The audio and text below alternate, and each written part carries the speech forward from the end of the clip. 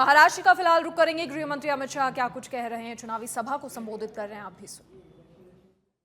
आज यहाँ पर अभी जिस संकल्प पत्र का विमोचन हुआ, वो संकल्प पत्र ये महाराष्ट्र की महान भूमिका, सारी जनता के आकांक्षाओं का प्रतिबिंब है। महाराष्ट्र एक प्रकार से कई युगों से हर क्षेत्र में देश का नेतृत्व कर रहा है। एक जमाने में जब जरूरत थी तब भक्ति आंदोलन की शुरुआत भी महाराष्ट्र से हुई। जब जरूरत पड़ी तब गुलामी से मुक्ति का आंदोलन भी शिवाजी महाराज ने यही भूमि से किया, और जब जरूरत पड़ी तब सामाजिक क्रांति की शुरुआत भी यही महाराष्ट्र ने की। और ये महाराष्ट्र की पूरी जनता के आकांक्षाओं का प्रतिबिंब आज हमारे इस संकल्प पत्र के अंदर दिखाई पड़ता है। आज यहां पर मैं आप सबके सामने उपस्थित हूं। इस वक्त हमारे एनडीए की जो सरकार, महायुति की सरकार चल रही है, उसने किसानों का सम्मान करने की बात की है, गरीबों का कल्याण करने को जमीन पर उतारने का काम किया है, महिलाओं का स्वाभिमान बढ़ाने के लिए हम योजनाएं लेके आए हैं, और विरासतों का पुनरुत्थान करने का काम भी महायुति सरकार ने किया है। मित्रों, आज मुझे बहुत खुशी है कि जब मैं अंबेडकर जी की भूमि पर खड़ा हूं, तब अभी अभी कश्मीर में जो चुनाव हुआ, आजादी के बाद पहली बार कश्मीर का चुनाव के बाद मुख्यमंत्री का शपथ अंबेडकर जी ने बताए हुए संविधान से हुआ है। इससे बड़ी श्रद्धांजलि अंबेडकर जी की वो नहीं हो सकती। धारा 370 हटने के बाद पहली बार कश्मीर में भारत के संविधान की शपथ लेकर सरकार बनाने का काम हुआ, और इसका पूरे देश को आज नाज है। हमने इस संकल्प पत्र के माध्यम से महापुरुषों की परंपराओं को, सांस्कृतिक विरासत को आगे बढ़ाने के संकल्प भी रखे हैं। अराजकता फैलाकर विकास के नाम पर विफल राज देने वालों की विफलताओं से बोध लेते हुए मजबूत, समृद्ध और सुरक्षित महाराष्ट्र कैसे हो, इसका भी इसके अंदर आपको योजना दिखाई पड़ेगी।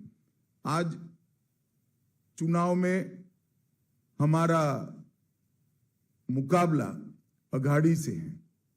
मैं निश्चित रूप से कहना चाहता हूं कि अघाड़ी की सारी योजनाएं सत्ता के लालच में तुष्टीकरण की है, विचारधाराओं का अपमान करने वाली है, और महाराष्ट्र की संस्कृति से छल कर केवल सत्ता प्राप्ति के लिए आगे बढ़ने वाली विचारधारा है। मित्रों, मुझे गत चुनाव का परिणाम याद है। आज मैं महाराष्ट्र की जनता के सामने कहने आया हूं कि आप लगातार तीसरी बार महायुति की सरकार को आपका मैंडेट दीजिए।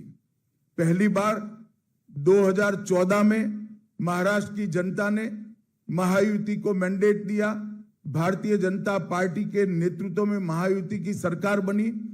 19 में भी मैंडेट भारतीय जनता पार्टी और महायुति के लिए था, मगर जनादेश का द्रोह कर सत्ता की लालच में वो जनादेश को नकारा गया, और अंतोतगत्वा जो कृत्रिम होता है, जो बनावटी होता है, वो लंबा टिकता नहीं है। वो सरकार गिरी और फिर से महायुति की सरकार बनी। महायुति एक मुश्त होकर, एकजुट होकर मोदी जी के नेतृत्व में सिद्धांतों के आधार पर महाराष्ट्र का कल्याण करने के लिए आगे बढ़ रही है, और अघाड़ी की सरकार बनाने का जो लोग दावा कर रहे हैं, उनका चुनाव अभियान भी आंतरिक विरोधाभासों से घिरा हुआ है। मैं आज इस मंच से उद्धव ठाकरे जी को पूछना चाहता हूं, क्या वो कांग्रेस के नेता राहुल गांधी को इतनी विनती कर सकते हैं कि वीर सावरकर के लिए 2 अच्छे शब्द बोल दे? क्या कांग्रेस का कोई नेता सम्माननीय बाला साहब ठाकरे के सम्मान में 2 वाक्य अच्छे बोल सकता है क्या? ये अंतर विरोध के बीच में अघाड़ी की सरकार बनाने का स्वप्न लेकर जो लोग निकले हैं, उनको महाराष्ट्र की जनता जान ले, ये बहुत जरूरी है। भारतीय जनता पार्टी जब संकल्प लेकर आती है, संकल्प पत्र लेकर आती है, हमारे संकल्प पत्थर पर की लकीर होती, और पूरे देश ने देखा है, चाहे राज्य हो केंद्र हो, भारतीय जनता पार्टी की सरकार, एनडीए की सरकार, महायुति की सरकार जब जब बनी, हमारे संकल्पों को सिद्धि में परिवर्तित करने का काम हमने प्रयास पूर्वक किया। कोई नहीं मानता था कि धारा 370 का वादा समाप्त हो जाएगा, इस देश से धारा 370 चली जाएगी, मगर आज धारा 370 को समाप्त करने का काम मोदी जी के नेतृत्व में एनडीए सरकार ने किया। कोई नहीं मानता था इस देश में सीएए आएगा, कोई नहीं मानता था इस देश में यूसीसी की शुरुआत हो सकती है, कोई नहीं मानता था कि इस देश के अंदर ट्रिपल तलाक समाप्त हो जाएगा, कोई नहीं मानता था इस देश में राम जन्मभूमि का मंदिर